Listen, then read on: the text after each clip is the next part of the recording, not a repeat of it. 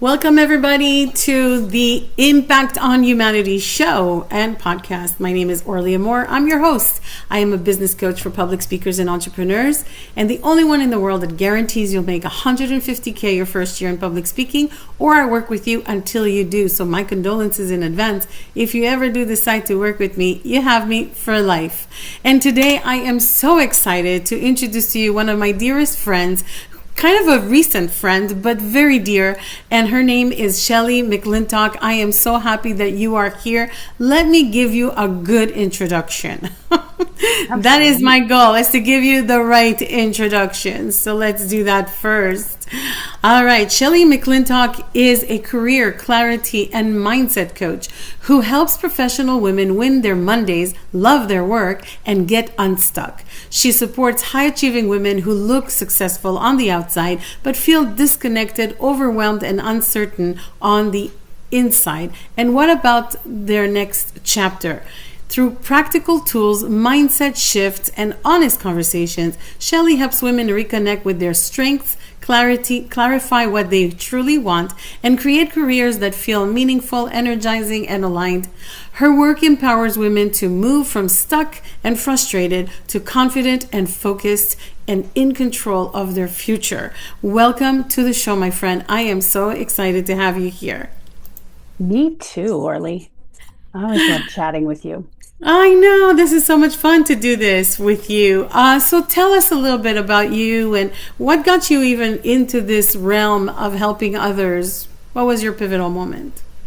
So for me, I had lived it, I spent a few decades following all the rules and doing all the right things and realized one day that it wasn't really working for me. You know how like they ask, how's that working for you? Yeah, it was not. And I just didn't understand why not. So just started a journey. So I've been through it myself. As you know, coaching isn't about having the answers. It's about just providing space for someone else to ask the hard questions and to support them through that messy journey too. So, yeah. For sure. So, what life lessons or what would you say to your younger self now that you've been through it? Oh, wow. Well, I think first and foremost, it took me a few decades to realize that it's okay to change your mind. The decision that you make today, you're not stuck with the rest of your life. And not just that, but it's going to change. Not just that it's okay. That, even like 5 years from now, your life can look completely different, even if you take all the steps that, yeah, I think that there's so many young people and my younger self that was so stressed about making the perfect decision, not wanting to make mistakes. But because I guess that I'd be stuck with it forever. But it can be humbling to change your mind and completely pivot, but experience is never lost. It's okay to change your mind. Absolutely. And I love that about you because, I love to tell younger generation that today is not, does not determine your future. You can change, literally you can build the plane while you're flying it. It's okay. It's all right to make the mistake. It's okay to crash the plane, not a real plane, but it's okay to fail. It's okay because those are the lessons. We wouldn't be able to see what we like and what we don't like without failure. We wouldn't like to be able to learn how to pivot and be resourceful and creative without failing, without making mistakes. So I love that about what you just said. Yeah, Absolutely. absolutely. Yeah. I know you can agree with me, but you can add to it. Yeah, I mean, yeah, I definitely, even now, I can still find my little reptilian brain struggle with being afraid to make mistakes and over analyzing, and my little perfectionist self wants to rise up. And Yes. it's like, it's okay. You make the best decision that you know how. And I think another big thing, I don't really even know what it would have taken for my younger self to really grasp this, but it's been a big lesson to learn how to trust myself. That's a That, good point. yeah, I really wanted to trust everybody else's input or their opinions or whatever experts out there. And the truth is that I have intuition and I can follow my gut. And yeah, that doesn't mean first thing you wake up in the morning, I'm hungry. So that's what today is going to be about. Yeah, it's not that simple, but it's about following your intuition and trusting yourself. And you've got to kind of develop that skill. It's not that, yeah, developing that skill or trusting it Hmm. is a big deal. I say that often where you know what you need to do, you just don't want to do it. And the reason we're looking for outside of ourselves advice or guidance is because we don't trust our own intuition and our own self. I was kind of a rebel in that world where I said, no, I'm going to do it my way. And, still today, I'm a little bit stubborn when it comes to that, No, I'm going to do it my way. And then if I fail, well, at least I'll learn by myself. I want to learn. Sure, some lessons, could I avoided some of those lessons? Heck yeah, I would have wanted to avoid them. And now I know better just to avoid it for other people if I've been there before. So I think coaching is very good. We all need it. We just need to know, where do we draw the line of listening to our own intuition versus listening to all the noise out there. I think you got that mastered very well. And that's why I love having you here. So tell me, as a coach, what are the things you wish you knew? So I think, those are kind of the foundation of it. Trusting myself with that goes hand in hand with the importance of giving yourself space to feel your emotions, to recognize them even when they're ugly and messy. And we have stories around everything, right? Yes. So yeah, you got to take time to untangle what those stories are all saying, because for the longest time I just kind of tried to bypass or ignore them and just kind of get through them and not be willing to feel the messy parts. And still to this day, I can struggle with not wanting to be in the messy middle. But you know what? Life is the messy middle. Like that's Yeah. if you're continually looking for the holy grail or the end result, the end of the journey, or the, I don't know, graduation day, or I've arrived point, whatever we've created that in our head, that's like, I don't know, 5-10% of life, maybe. Yeah. Um, yeah. So if you're always looking for that, you're never able to be present and enjoy today. So that and it takes having to be honest with yourself a little bit and be willing to sit in the messy, because if you don't, you're missing a whole bunch of the fun in the messy too. That's true. You're just ignoring it. So yeah, it's not comfortable for sure, but yeah, you miss out on a whole lot if you don't do Yeah. that. You kind of understand and actually what you just said. It's about not about the destination, it's about the journey. So, yeah, we all are thinking about the destination. When I make $1 million, when I make $10,000 a month, when I make this kind of money, or when I lose 50 pounds, that's when things are going to Yep. start and shift. And but why? Why not? Why wait till those things happen? Why not enjoy the journey, learn from the journey, journal about the journey, so Hmm. you have stories to tell later on. Whether it's messy, like you said, live the messy. I agree, 100%. So, as a Yep. coach, what has been your biggest challenge? I think I really want to be helpful. And the several decades up until this, I was definitely a pretty good problem solver. So I have to make sure that I turn off that place in my head and really just make space as a coach for someone else to come to their own conclusions. I can reflect back to them and say, well, this is what I hear you saying, or this is what I remember we talked about 2 weeks ago. And I think one of my big soapboxes too is to reflect back on, okay, you're being a little hard on yourself. Look how far you've come, because most of us are not great at that. But yeah, I can't want to fix it for people. I can't really want to make it all better. It's really just being able to sit with people in their whatever situation that is, regardless of how I want to impact humanity in a way to fix it. Yeah. That's not my job. And yeah, I can't do that for people. As coaches, I think that we both agree that we're here to guide people. We're not to tell them what to do, but guide them in their journey. Because what we feel is that we've been through our own journey.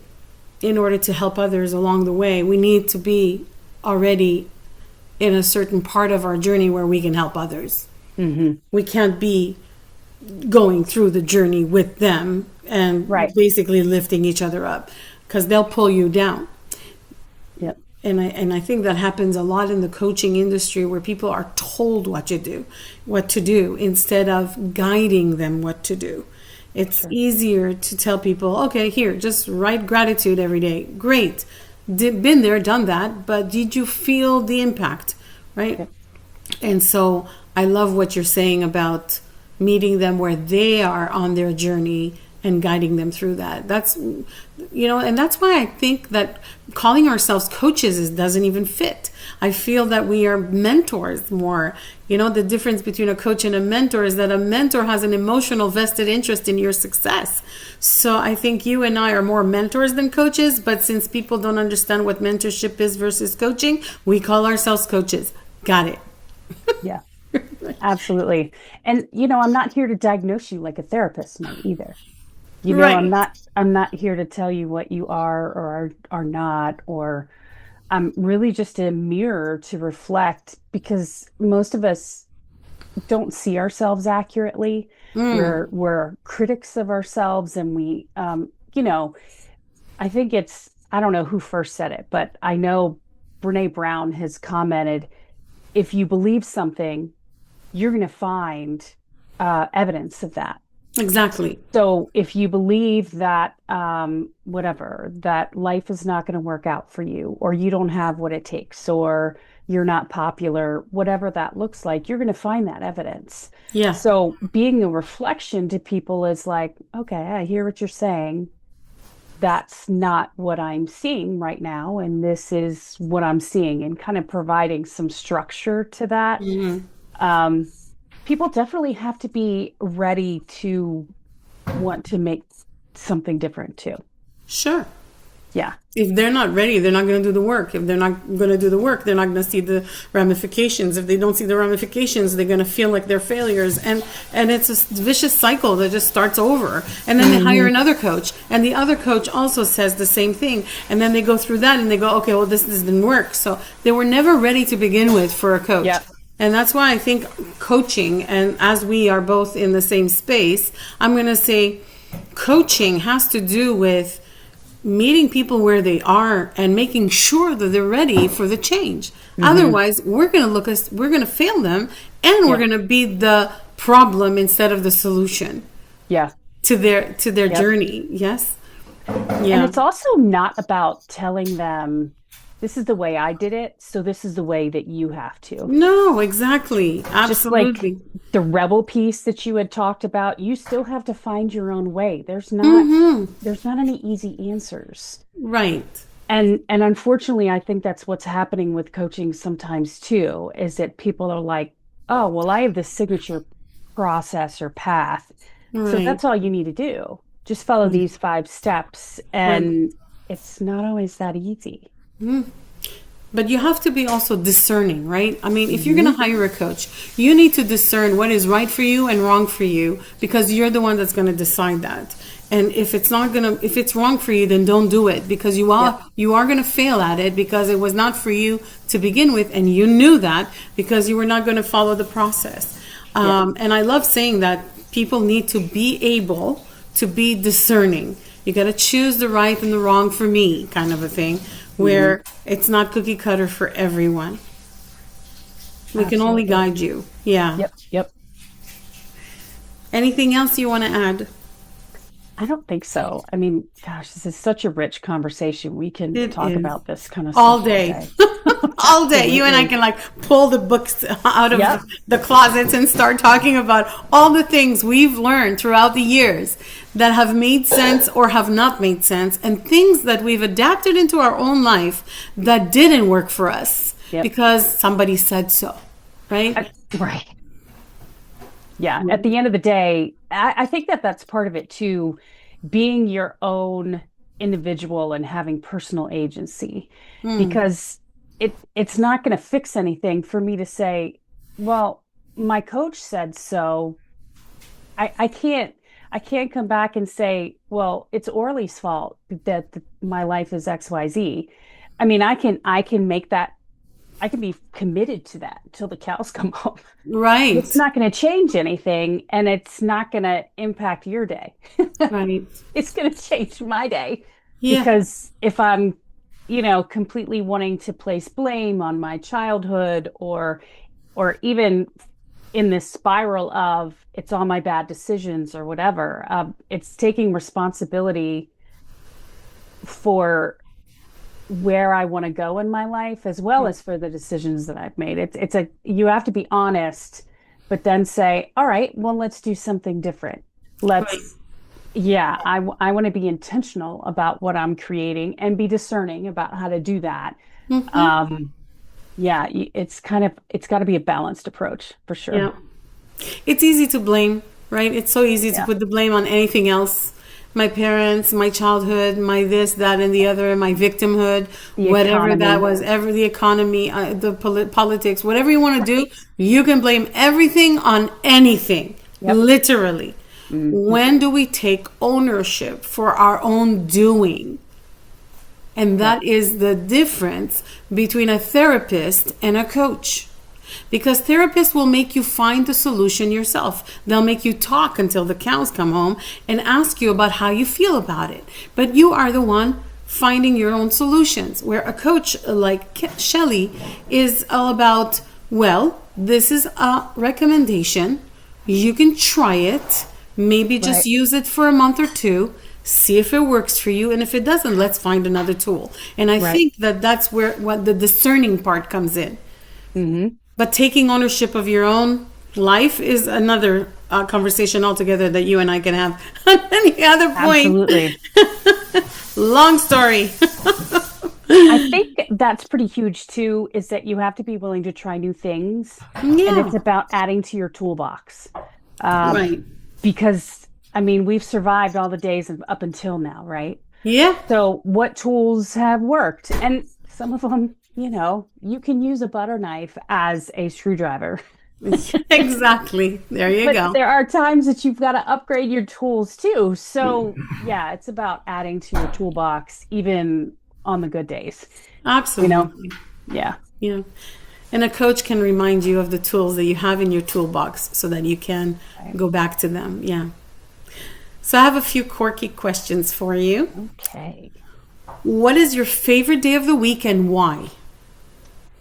Oh, that's kind of a tough one, because I would obviously, when I worked the 9 to 5, would say Friday, but definitely that's not the case anymore, because Okay. yeah, I've created some freedom in my life. So today's my favorite day of the week. Okay. Good Yeah. one. Like that. On a deck of cards, which is your favorite card or suit? Oh, that's a hard one too. Ooh, I love the Um, fact that they're hard. yeah. Yeah, yeah, I can I'm be a real challenging you thinker today, too. Shelley. I know the really hard ones. We're not talking about like my future or quantum physics, but what's my favorite deck of cards?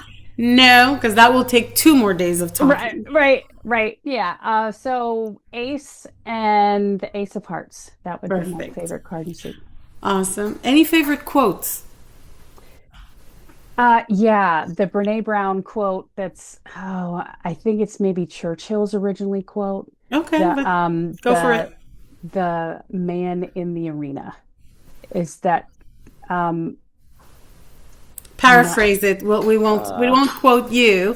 right. Paraphrase it. What does it The say? gist is that the people in the stands aren't the ones who get to give their 2 cents.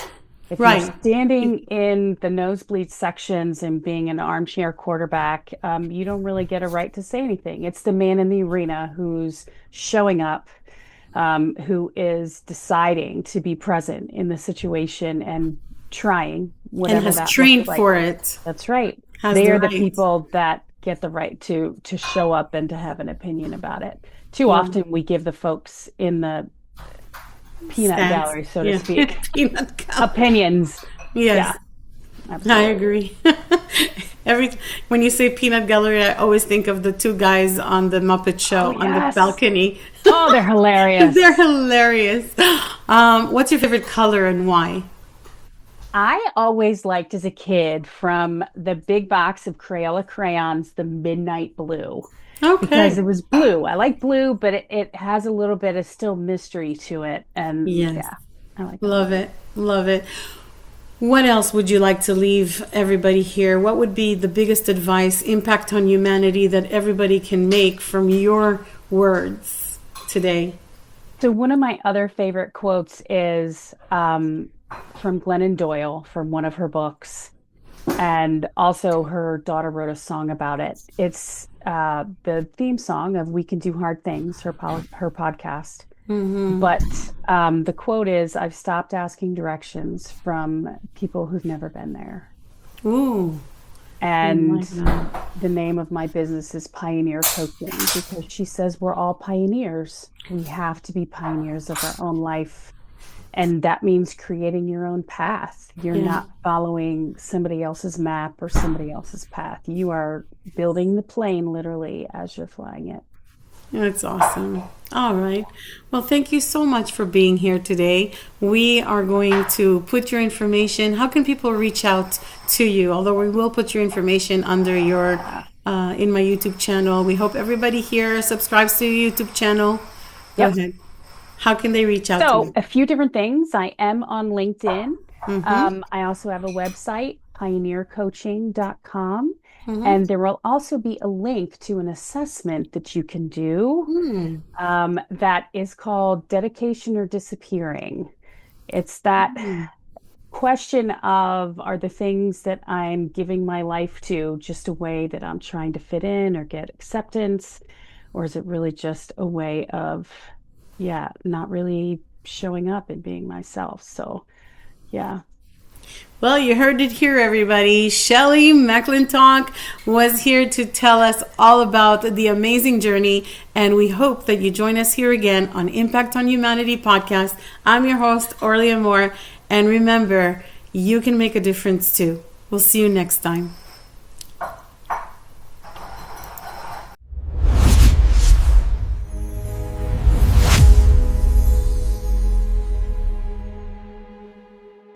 Impact on humanity.